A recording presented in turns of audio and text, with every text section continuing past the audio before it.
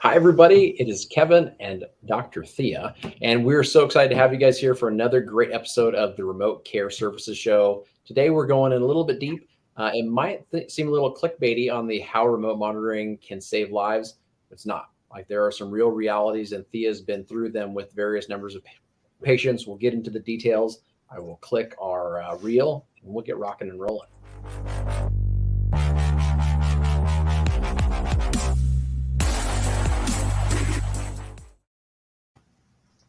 All right, Thea. So you and I both know like the significant impacts that can be had by utilizing remote patient monitoring. And for folks that haven't done it before, they might think like it's the hassle of connecting with the doctor and getting the contract put in place and getting patients signed up and them observing some things.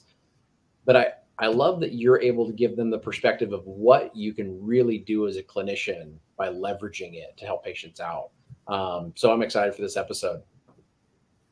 Yeah, I think there's a lot of opportunity that people may not see or may not think that they can catch with a device in the patient's home. But this is the reality of where patients are every day. And if you pay attention to what's going on with the patient and engage with the patient, you can really catch and observe some pretty significant things that can cost the patient a lot of health outcomes that we may not want to cost them if we can avoid. So I think it's important to look at some examples. Today's example is around a congestive heart failure patient. This patient came to me through our outpatient diuretic. So she was in getting IV diuretics from us. And they said, why don't you put her on a scale? And I was like, okay, sounds great. We'll get her on a scale. And her weight after IV diuretics was 175.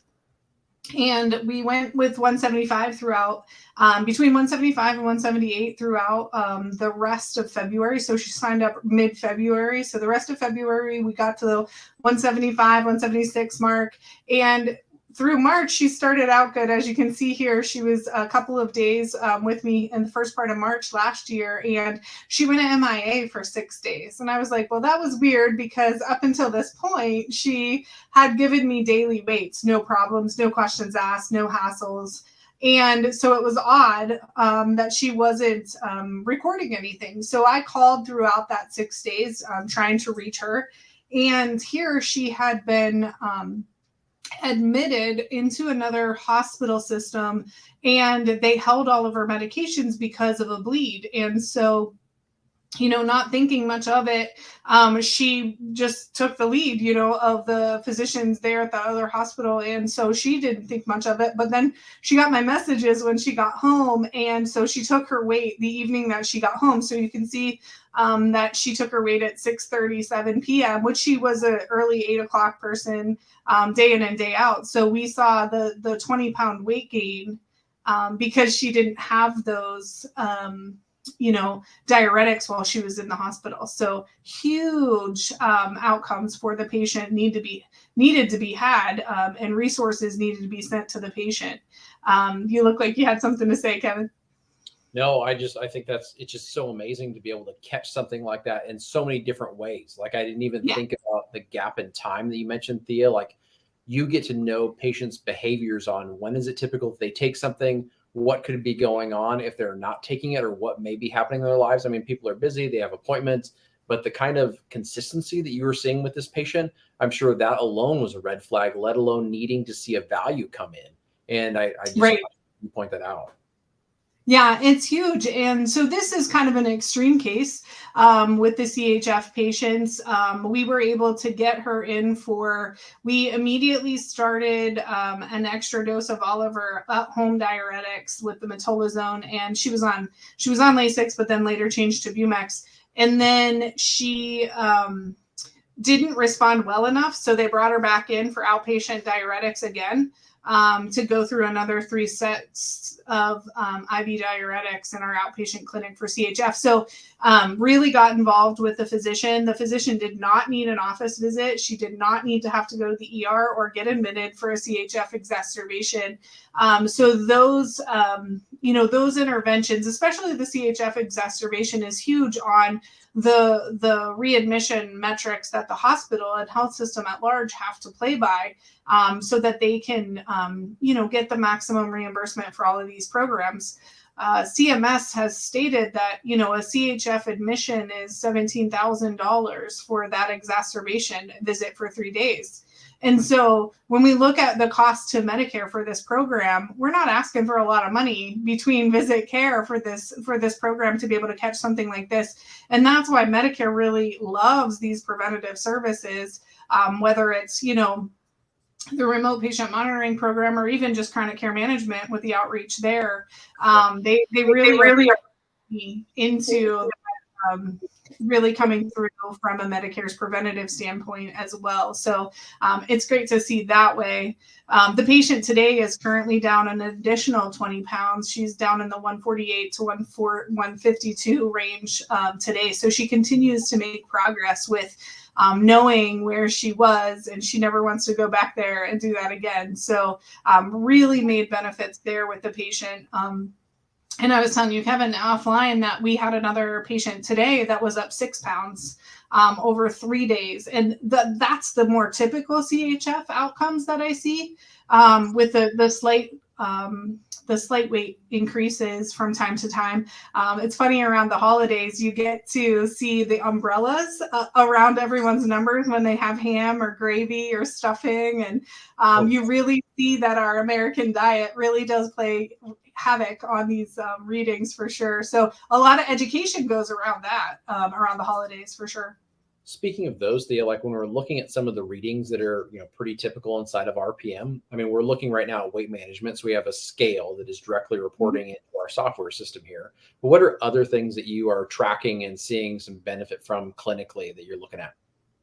Yeah, I mean, scales are kind of an easy one. That's kind of a one measurement and done kind of day for that. So low overhead, if you were trying to get started into a program, a CHF clinic or a cardiology office specialty would be a great option to start with.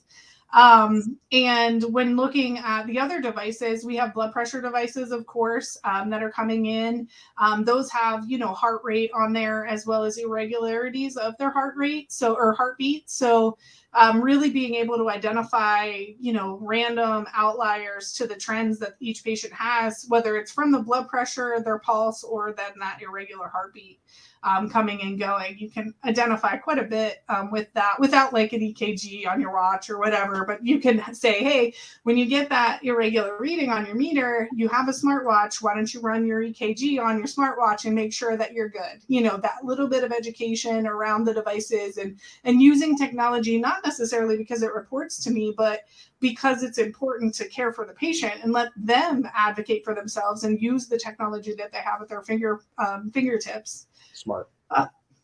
Then we have the pulse ox monitors for our CHF, the COPD patients. Pulse oximetry is a little bit harder because you're really asking them to take their pulse ox when they can't breathe very well, and then recheck once they got their treatments. But that can evaluate the treatment. Is the treatment enough for the patient to be able to respond and be upwards of that 93-94% after a treatment when they were in the 70s or 80s? And trends with that are huge with pulse oximetry. Right here in Northwest Pennsylvania, we're going through a spring thaw bipolar weather thing outside, where today it's going to be 70, but, tomorrow it's supposed to be 20. So, the pressure changes are really important when we look at COPD and what that does to patients. Even for that matter, CHF fluid retention is a huge player. The pressure changes outside affect that a lot, is what I've seen, because of the umbrellas that we're seeing again with that. So random things, but very, very important. And then the other meter we have is the glucometer, and that has a lot of its own caveats on trends and getting patient engagement and that kind of stuff. And with these new long-acting like insulins, they are making a huge impact on what these meters are doing from a standpoint of patient compliance, but not only that, but patient good outcomes as well. Wow. Yeah, I think that all the measurements you kind of talked about there, Thea, you and I are kind of keeping our finger on the pulse of where technology is going with some of these measures and meters. And it's interesting to see, within just focusing on one, we could talk about all of them, but just the one, within glucometers, we've seen a lot of data starting to come out with TIR, or with those individuals that are in range, right, versus A1C. And now we're able to pull a lot of that data and streamline it together. Obviously, as you mentioned, getting people to take it at various times, knowing if they've had a meal recently, all of those factors, add to a level of complexity. But having this level of like detailed data coming to us is interesting. And then I mentioned it with Kristen in a previous show, but I did see that there's some recent news about Apple coming out with potentially some breakthrough technology to be able to look at blood glucose levels without even having to do finger sticks. So maybe now the feed that's going to Thea and all the other RPM pharmacists that she's training will be from their Apple Watch, just literally streaming live for them to be able to see those things. But tell me this, Thea, when it comes to, saving lives, like having a CHF exacerbation, having a COPD exacerbation, having a hypoglycemic event, all of those things that you're catching like in time, in the RPM world, how do we catch those? Like, am I having to dedicate a technician or a pharmacist to staring at a screen to make sure that's happening? How does it populate so that we know and we can act and we can be an advocate for our patients? Sure. I would lean 100% into the technology piece here. And, the platforms that are out there, they have those alerts set up for a lot of opportunities to be caught without having to watch 24/7. When you're in a retail pharmacy sector and you want to get this process started because you have a nice relationship with the doctor down the road, this isn't stand at the screen and watch this all day 24/7. Just really lean into the technology alerts and things. Some of the softwares are even getting fancier with, okay, if they report at this level, then I'm going to have it set up to send them a text message and make them answer a few questions and really get some data specific events that are going on and being captured to get an understanding of what's going on with the patient in their life right at that point.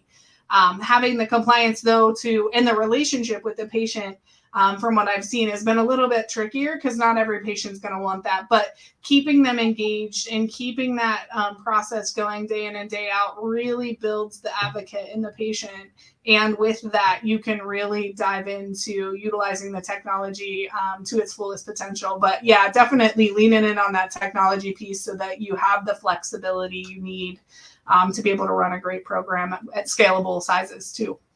I love that. I think it's so important because so many people are thinking, man, remote patient monitoring, like that's going to be so time consuming. How do I ever take advantage of?